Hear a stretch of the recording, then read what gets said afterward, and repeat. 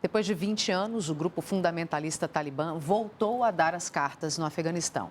Eles perderam o poder em 2001, quando foram expulsos pelos Estados Unidos e por um grupo de aliados. A justificativa na época foi a guerra ao terror, uma das consequências do atentado às Torres Gêmeas em Nova York, no dia 11 de setembro de 2001. Desde então, os Estados Unidos ocuparam o Afeganistão e tentaram preparar o país para resistir aos rebeldes.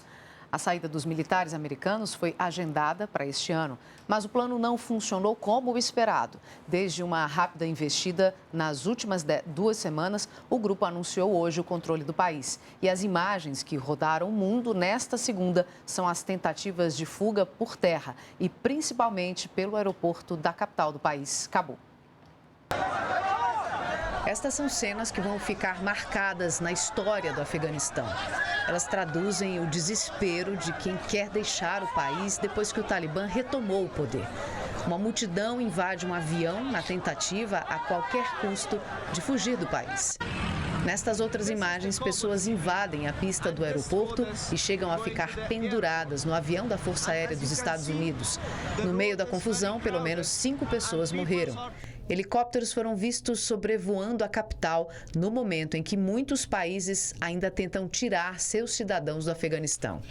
Mais de 60 nações emitiram uma declaração conjunta dizendo que afegãos e cidadãos internacionais que desejam deixar o Afeganistão devem ter permissão para partir e acrescentam que os aeroportos e passagens de fronteiras devem permanecer abertos.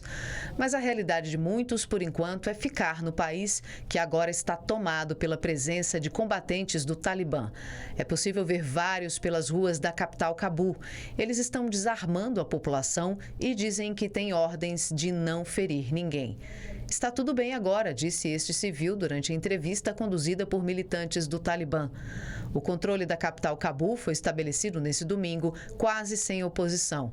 O palácio presidencial foi tomado pelos rebeldes que impuseram de novo ao país uma interpretação rigorosa da lei islâmica.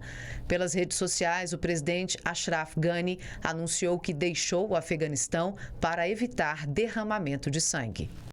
E depois de uma reunião de emergência convocada para discutir justamente a situação afegã, o secretário-geral da ONU, Antônio Guterres, fez um apelo para que as nações recebam refugiados afegãos. Há pouco, o presidente dos Estados Unidos defendeu a saída dos militares norte-americanos do Afeganistão.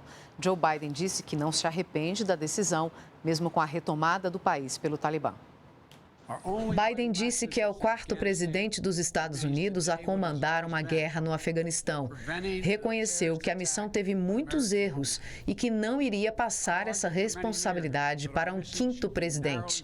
Ele reforçou que a missão no Afeganistão foi bem sucedida, já que o líder da Al-Qaeda, Osama Bin Laden, foi morto e que o objetivo era garantir a segurança dos Estados Unidos com uma contraofensiva terrorista.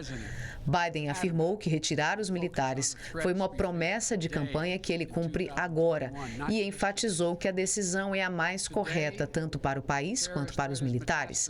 O presidente disse ainda que não faria os soldados norte-americanos lutarem uma guerra que nem os afegãos estão dispostos a lutar. Biden declarou ainda estar triste com as imagens vistas hoje no Afeganistão, mas não se arrepende da decisão de retirar o apoio militar do país. E para falar mais sobre a volta do Talibã ao comando do Afeganistão, eu converso agora com o nosso comentarista, o cientista político e professor da Universidade de Brasília, Ricardo Caldas. Boa noite, professor. O que explica essa tomada rápida de poder aí pelo Talibã e também o grande interesse das potências pelo Afeganistão? Boa noite, Paulo. Boa noite a todos que estão nos assistindo. A questão é que o Afeganistão está numa região muito estratégica ali na Ásia. Então, ele faz fronteira com o Paquistão, ele está próximo da China, próximo da Índia também. Então, ele é um local desejado por todos. Está aqui o mapa que o senhor falava. Pronto. Aqui a gente pode ver claramente a importância dele. Ele tem uma ligeira e pequena fronteira com a China, mas ele está diretamente ligado ao Paquistão, que é um país muçulmano, onde tem uma tradição de movimentos terroristas muito forte, ao Irã, que a gente conhece bem, e aqueles territórios acima, alguns deles faziam parte da antiga União Soviética, que inclusive considerou o Afeganistão tão importante que invadiu o país em 1939, instalando o governo, então, pró-soviético, que durou 10 anos. E em 1939, 10 anos depois, ela se retira, deixando o país no caos em uma nova guerra civil. Então, essa é a história do país. São muitos grupos internos que não se entendem, né? E tem uma curiosidade histórica também, que durante a ocupação soviética, os Estados Unidos apoiou alguns desses grupos guerrilheiros, que mais tarde acabaram por apoiar também os talibãs, os mujahideen, né? Então, com isso, eles acabaram se preparando para tomar o poder com a saída da União Soviética, porque houve um vácuo de poder, eles se aproveitaram disso e aí, então, começaram a retomar o poder e pressionar. A gente não pode esquecer que o Afeganistão é um país montanhoso, então é difícil controlar esses guerrilheiros. Agora, falando ali sobre o presidente dos Estados Unidos, o professor Joe Biden, ele falou há pouco, a gente mostrou aqui também, e o senhor acha que ele se precipitou nessa retirada? Veja bem, é uma questão delicada, né? Como a gente já falou, é impossível controlar o Afeganistão. Ele é incontrolável. Se a antiga União Soviética não conseguiu controlar, ninguém consegue. Então, depois da invasão dos Estados Unidos lá no Oriente Médio, no Iraque e tal, que um dos objetivos era justamente também conter o terrorismo, né? Eles viram que a coisa não era bem assim. Então, era uma guerra sem fim e, nesse sentido, o presidente Biden tem razão.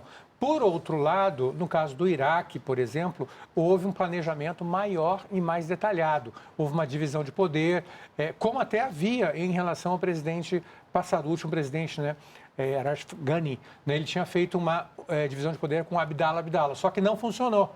E aí acabou que entrou em descrédito e os talibãs, que significa em língua pati os estudantes, tomaram o poder. Ok, professor, obrigado e até amanhã. Até amanhã.